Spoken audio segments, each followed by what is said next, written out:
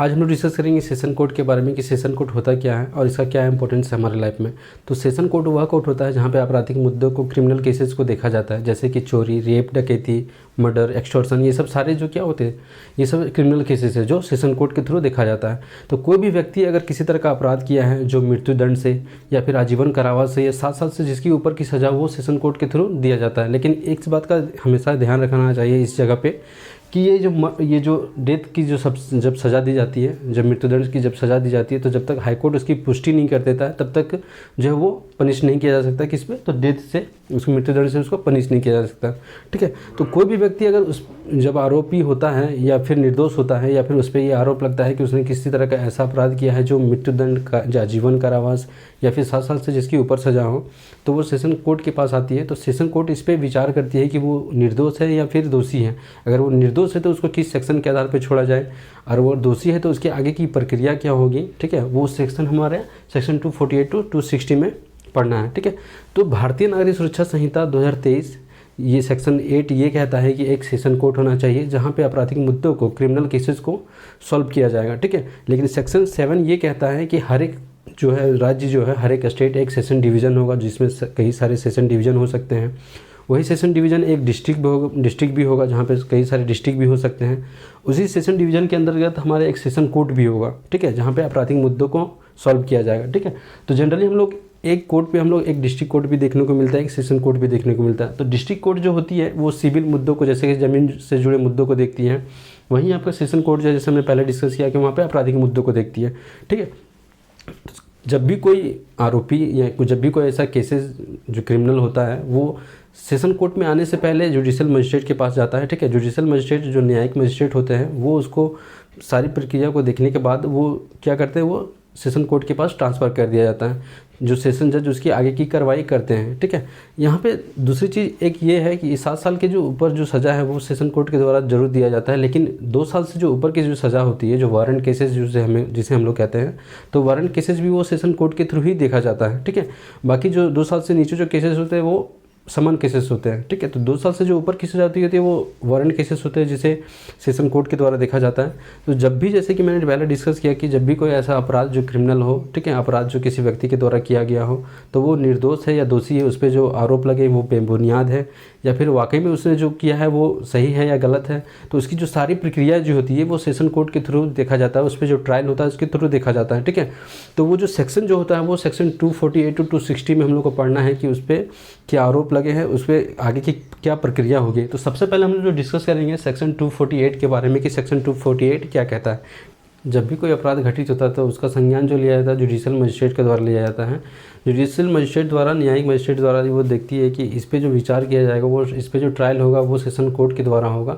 तो फिर उसको, उस केस को जो ट्रांसफ़र जो किया जाता है सेशन कोर्ट के पास ट्रांसफ़र कर दिया जाता है। सेशन कोर्ट के समक्ष जब ये केस आता है, ठीक है, तो उस पर जो एग्जीक्यूट करने के लिए जो होती है वो सेक्शन 248 के अधीन जो है एक पब्लिक प्रोसिक्यूटर के द्वारा होता है। ठीक है। यानी कि trial to be conduct by a public prosecutor. ठीक है। वो जो ट्रायल होगा वो किसके द्वारा कंडक्ट किया जाएगा, किसके द्वारा विचार किया जाएगा, तो वो पब्लिक प्रोसिक्यूटर होगा, एक लोक अभियोजक होगा। ठीक है।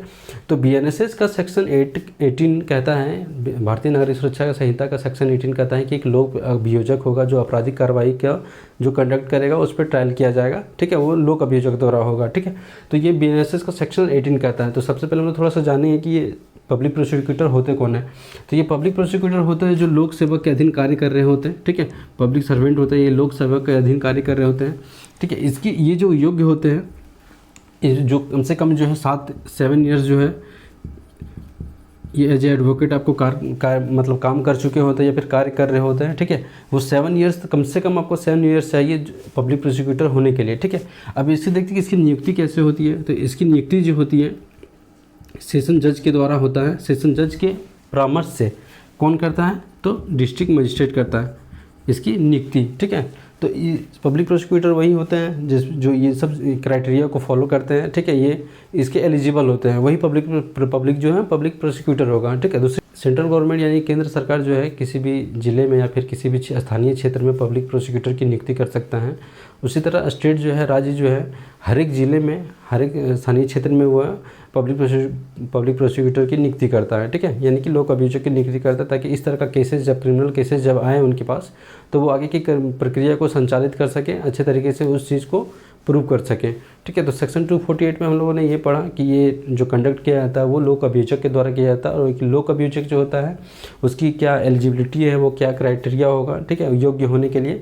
तो अब हम लोग डिस्कस करेंगे सेक्शन 249 के बारे में। भारतीय नागरिक सुरक्षा संहिता के सेक्शन 232 के अनुसार जब जुडिशियल मजिस्ट्रेट द्वारा कोर्ट के समक्ष जो है, सेशन कोर्ट के समक्ष जो है वो केस को जब ट्रांसफ़र करता है, जब किसी व्यक्ति पे आरोप लगता है या फिर अपराध किया हुआ रहता है, तो जुडिशियल मजिस्ट्रेट देखता है कि ये जो इस पे जो ट्रायल होगा, इस पे जो विचार होगा वो सेशन कोर्ट के द्वारा होगा। तो जब वो सारे डॉक्यूमेंट्स जो होता है, जब डॉक्यूमेंट्स जो अभियुक्त से रिलेटेड होता है, उसके दस्तावेज हो या डॉक्यूमेंट्स या किसी भी तरह की वस्तु है, ठीक है, जो एक आरोप पे लगे हुए रहते हैं, ये अभियुक्त पे लगा रहता है, वो क्या किया जाता है, सेशन कोर्ट के समक्ष उसको सुपुर्द कर दिया जाता है, उसको ट्रांसफ़र कर दिया जाता है।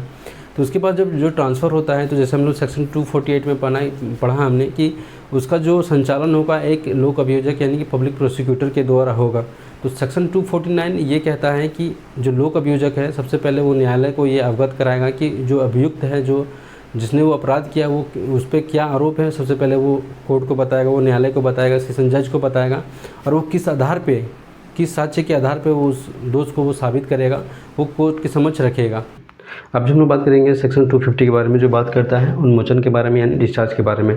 तो सेक्शन 232 के अधीन जो है, जब देखते हैं कि किसी भी केस को जो है सेशन कोर्ट के समक्ष जो है यानी कि उसके पास जब ट्रांसफ़र किया जाता है, तो जिस दिन से ट्रांसफ़र किया जाता है उस दिन से 60 दिन के अंदर तक जो है अभियुक्त के पास ये समय होता है कि वो आवेदन कर सकता है किस चीज़ के लिए, तो डिस्चार्ज के लिए। ठीक है, जब न्यायाधीश सारे डॉक्यूमेंट्स को देखने के बाद या फिर एक्यूज और पब्लिक प्रोसिक्यूटर को हियरिंग करने के बाद, सुनवाई करने के बाद जब ये देखता है कि इस पर कोई पर्याप्त आधार नहीं है आगे की कार्रवाई करने के लिए, तो उस समय क्या करता है, सेक्शन 250 के अकॉर्डिंग जो उसे उन्मोचित कर दिया जाता है, उसे डिस्चार्ज कर दिया जाता है। ठीक है, लेकिन ये जो डिस्चार्ज करने की जो प्रक्रिया है, वो सारी प्रक्रिया को वो क्या करता है, रिकॉर्ड में लेता है, वो लेखबद्ध करता है, अभिलिखित करता है। सेक्शन 250 के अकॉर्डिंग जो है उसे डिस्चार्ज नहीं किया जाता है, किसी जो आरोपी व्यक्ति होता है, जो अभियुक्त होता है, उसे उन्मोचित नहीं किया जाता, उसे छोड़ा नहीं जाता। तब सेक्शन 251 के अनुसार जो है उस पर जो है फ्रेमिंग ऑफ चार्ज यानी कि आरोप को विवेचित किया जाता है। जब भी कोई अभियुक्त यानी कि जो आपराधिक मामला होता है वो सेशन कोर्ट के समक्ष जब आता है, तो सेशन कोर्ट ये देखता है कि अगर उसके थ्रू जो है आगे का ट्रायल जो होगा उसके द्वारा, सेशन कोर्ट के द्वारा ही होगा, तो आगे का ट्रायल जो वो चालू रखता है।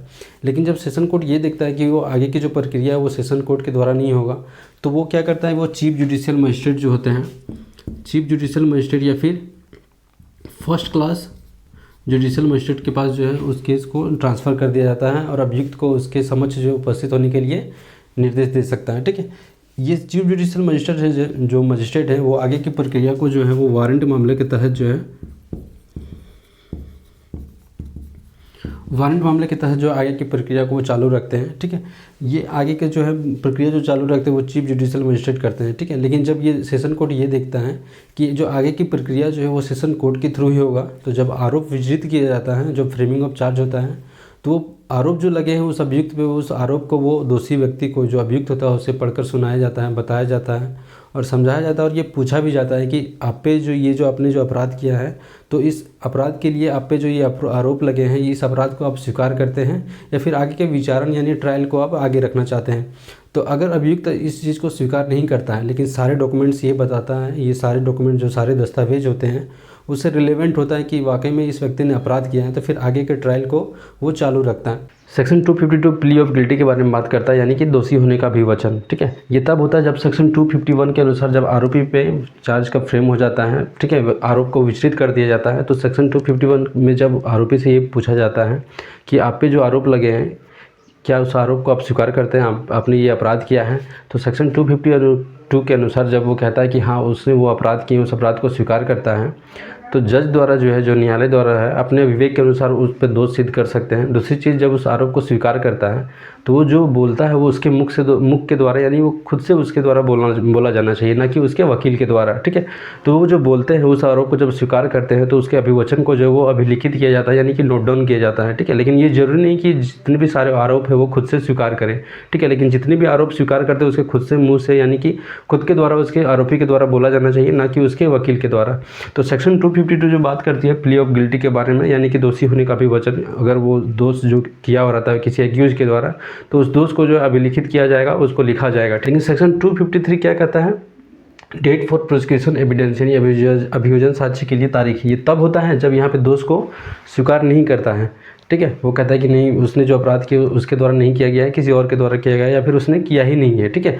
लेकिन सारे डॉक्यूमेंट, सारे दस्तावेज जो है इसके खिलाफ जाते हैं कि नहीं, वाकई में ये जो अपराधी है इसी ने अपराध किए हैं, या फिर ये जो एक्यूज है, ये जो व्यक्ति है जिस पे ये अपराध के आरोप लगे हैं, उसी के द्वारा किया गया है, ठीक है। तो सेक्शन 253 कहता है डेट फॉर प्रोसिक्यूशन एविडेशन, यानी कि अभियोजन को ये बोला जाता है, अभियोजक को जो पब्लिक प्रोसिक्यूटर होता है उनको बोला जाता है, उनके लिए उनको विवश किया जाता है, कोई ऐसा तारीख तय किया जाता है जहाँ पे अपने साक्षी को या फिर एविडेंस को या फिर कुछ ऐसे डॉक्यूमेंट्स को, दस्तावेज को प्रस्तुत किया जाए जो ये प्रूव करता है कि इस व्यक्ति ने, जो अपराधी ने जो है अपराध किया है, ठीक है। तो ये सेक्शन 253 जो है अभियोजक के लिए मतलब विवश किया जाता है, उसको आदेश दिया जाता है कि आप उस साक्ष्य को प्रस्तुत कीजिए, उस डॉक्यूमेंट्स को, उस दस्तावेज को दिखाइए जहाँ पे ये आरोप सिद्ध होता है कि इस व्यक्ति के द्वारा अपराध किया गया है। हम लोग डिस्कस करेंगे सेक्शन 254 के बारे में, जो डिस्कस करता है एविडेंस फॉर प्रोसिक्यूशन, यानी कि अभियोजन के लिए साक्ष्य, ठीक है। यानी कि ये तब होता है जब सेक्शन 253 के अनुसार जब अभियोजक को कोई तारीख दे दिया जाता है कि आप इस तारीख को अपने साक्ष्य को प्रदर्शित करेंगे, ठीक है। तो जब सेक्शन 254 के अनुसार जब वो अपने साक्ष्य को दिखाता है, अपने प्रदर्शित करता है,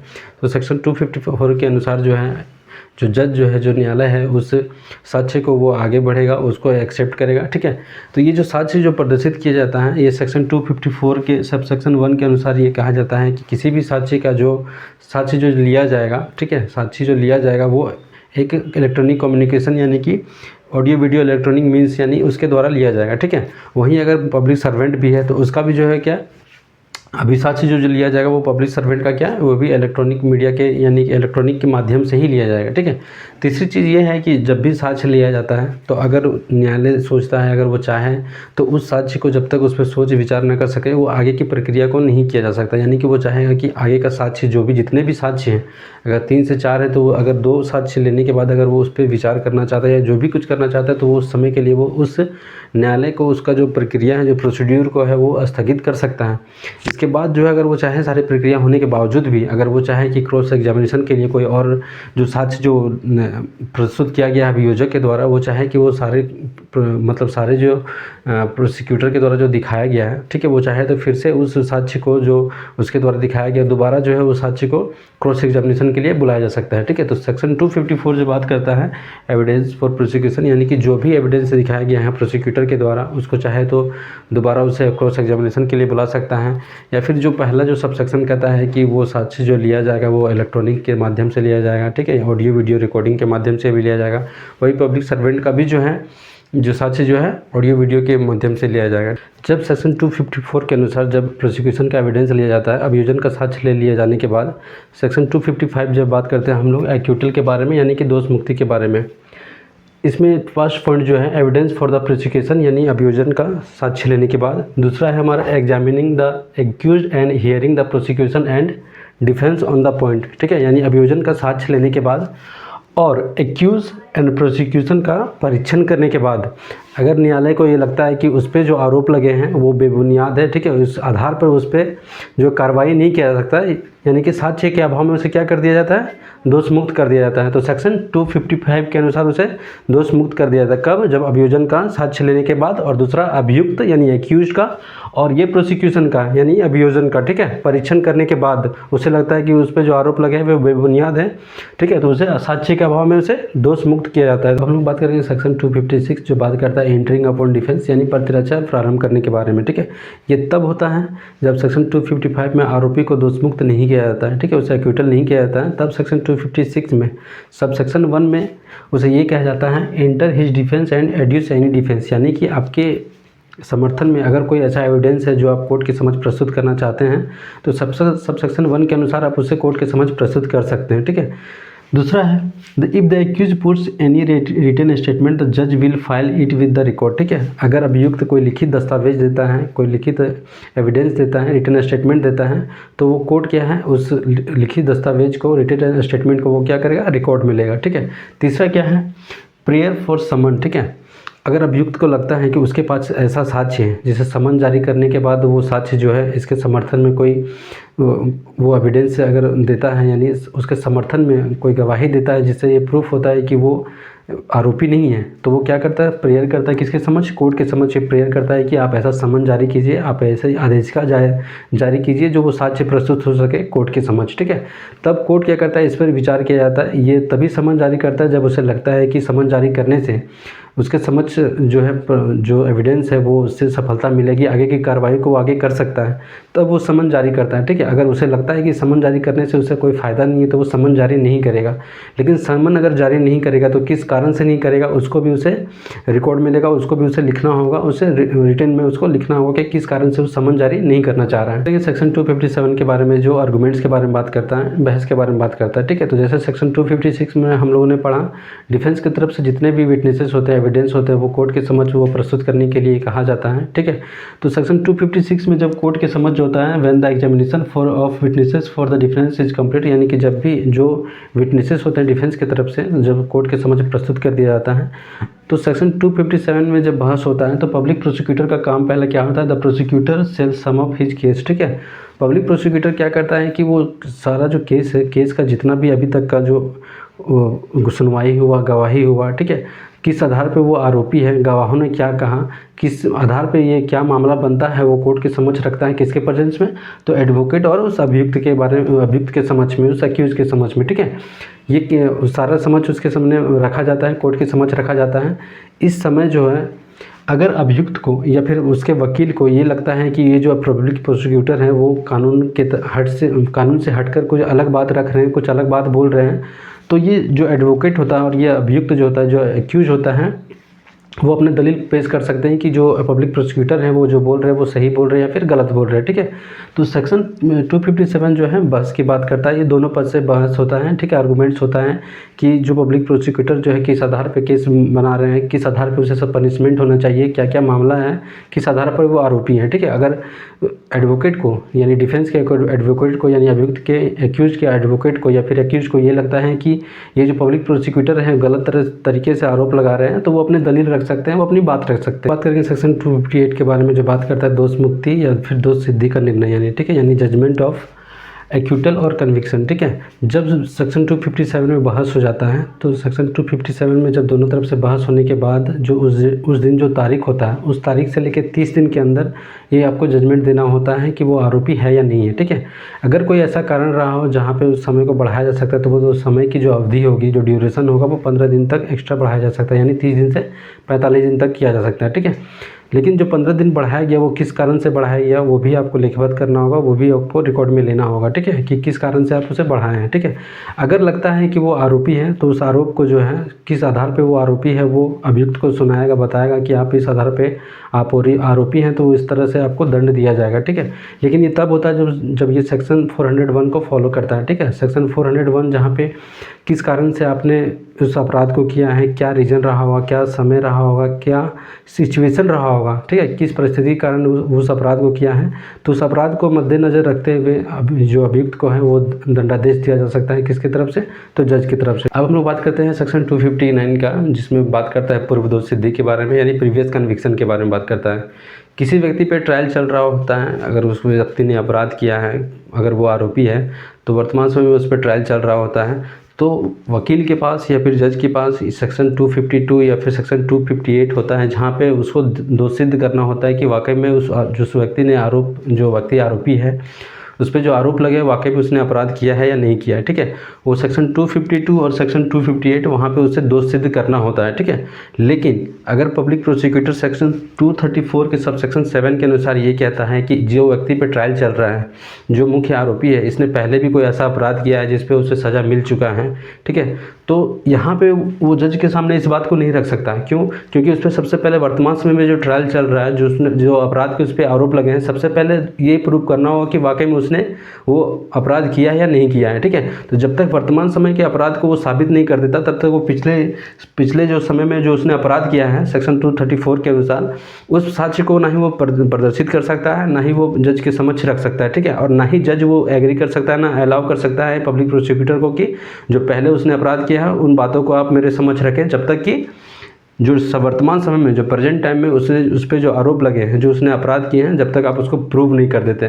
तो सेक्शन 259 में हमें यही पढ़ना है कि अगर उस पर प्रीवियस में अगर पहले भी अगर कोई अपराध किया है, उस पर दोषसिद्धि हुई या नहीं हुई, आप तब तक उस बात को नहीं रख सकते जब तक वर्तमान समय में उस पर जो अपराध के आरोप लगे हैं, जब तक आप उसको सिद्ध नहीं कर देते या साबित नहीं कर देते। सेक्शन 260 के बारे में जो बात करता है, procedure in cases institute under subsection 2 of section 222, यानी कि धारा 222 की उपधारा के 2 के अंतर्गत प्रारंभ किए गए मामलों की प्रक्रिया।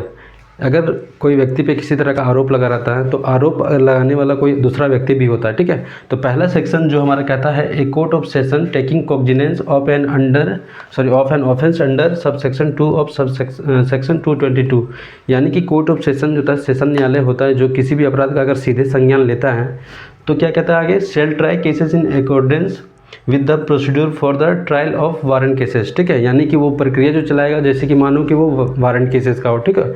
जैसे case institute otherwise than on a police report before a court of magistrate, जैसे कोर्ट के समक्ष मजिस्ट्रेट के पास, जैसे कि पुलिस रिपोर्ट द्वारा किसी भी मामले को अगर सुनवाई के लिए या फिर उसके समक्ष रखा जाता है, तो जो कोर्ट का जो होता है, जो मजिस्ट्रेट का जो कार्य करने का जो प्रक्रिया होता है, वो प्रक्रिया क्या होगा, वो सेशन कोर्ट के द्वारा भी वही प्रक्रिया होगा, ठीक है। तो ये जो फर्स्ट जो सब सेक्शन कहता है कि वो जो प्रक्रिया जो होगा, जैसे कि मानो कि वो मजिस्ट्रेट के द्वारा किया गया हो, ठीक है।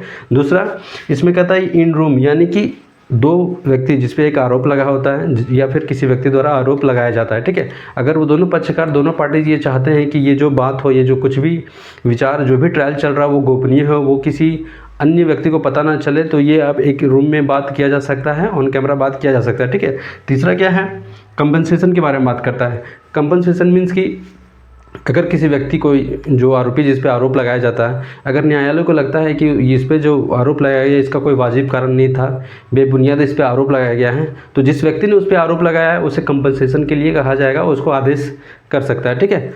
उसके बाद क्या है, चौथा जो हमारा 5000, ठीक है। मिनिमम जो अमाउंट होगा, जो कंपनसेशन होगा, जो उसे पे करना होगा, वो अमाउंट होगा 5000, ठीक है। इसके बाद 6 क्या है, इम्पोज बाय मजिस्ट्रेट, मतलब वो जो हर्जाना जो वसूल करेगा, जो उसको जुर्माना दिया जाएगा, मानो कि वो मजिस्ट्रेट के द्वारा, जैसे कि वो मतलब मजिस्ट्रेट के द्वारा वो कहा गया है, उसे बोला गया है, जैसे कि सेशन कोर्ट जब उसे बोलेगा कि आपने इस पे जो आरोप लगाए हैं वो बेबुनियाद है, तो आपको ये जो अमाउंट देना होगा 5000 पे करना होगा कम से कम। तो ये समझिए कि ये दिया गया है कि किसके द्वारा आदेश दिया गया होगा, मानो कि जैसे कि वो मजिस्ट्रेट के द्वारा दिया गया हो, ठीक है। दूसरा क्या है, 6 में एनी सिविल और क्रिमिनल लायबिलिटी, ठीक है। तो ये जो अमाउंट होगा, ये जो आप पे कर रहे हैं, वो ना ही सिविल, यानी कि सिविल से आपको दायित्व से मुक्ति मिलेगी, ना ही क्रिमिनल लायबिलिटी से आपको मुक्ति मिलेगी, ठीक है। 7 है हमारा appeal in high court about compensation. अगर जिस व्यक्ति पे आरोप लगा है, तो जिस व्यक्ति ने आरोप लगाया है, अगर जिसको कंपनसेशन के लिए बोला गया है, वो अगर चाहे तो इस अपील को वो हाई कोर्ट के समक्ष कर सकता है, ठीक है। जिस व्यक्ति पे आरोप लगा था और उससे लगा था कि इस पे आरोप नहीं लगना चाहिए, वो बेबुनियाद है, ठीक है, उसे जिसे प्रतिकर देने के लिए बोला जाए, ठीक है, तो उसे तब तक नहीं दिया जाता जब तक अपील जो है उस पर निर्णय नहीं आ जाता, या फिर अपील के जो समय की जो अवधि है वो खत्म नहीं हो जाता। हमने देखा कि सेक्शन 248 से सेक्शन 260 के अंडर जो है, किस आधार पे किसी व्यक्ति पे अगर कोई ट्रायल चलता है, उस पर कोई विचार किया जाता है कि वो आरोपी है या नहीं है। अगर आरोपी है तो वो किस आधार पे वो आरोपी है, किस सेक्शन पे आधार पे आरोपी है, या फिर वो निर्दोष है तो वो किस आधार पे, किस सेक्शन के आधार पे वो निर्दोष है, ठीक है। तो उसी सेक्शन 248 से सेक्शन 260 के अंदर हम लोगों को पढ़ना है कि किस आधार पे, किस सेक्शन के आधार पे उसे छोड़ा जाए, यानी उसे दोषमुक्त किया जाए, ठीक है। या फिर किस सेक्शन के आधार पे वो अगर वो दोषी है, जैसे कि सेक्शन 252 या सेक्शन 258 में जैसे हम लोगों से प्रूव करना रहता है कि वो दोषी है, ठीक है। तो ये काम किसका होता है, ये पब्लिक प्रोसिक्यूटर का, ठीक है। तो सेक्शन 248 से 260 में जो हम लोग को पढ़ना है, किसी व्यक्ति पे जो आरोप लगे रहते हैं, तो वो एक पब्लिक प्रोसिक्यूटर होता है, जिसे ये साबित करना होता है कि वो आरोपी दोषी है या नहीं है, ठीक है। वहीं मुख्य आरोपी जो होता है, जो जिस पे अपराध के आरोप लगे रहते हैं, उसे भी वकील दिया जाता है, ठीक है। वो भी अपने पसंद के वकील रखने का वो अधिकार रखता है, उसे भी प्रूव करने का मौका दिया जाता है कि अगर आरोपी आप नहीं हैं तो आप ये प्रूव कीजिए कि आप आरोपी नहीं हैं।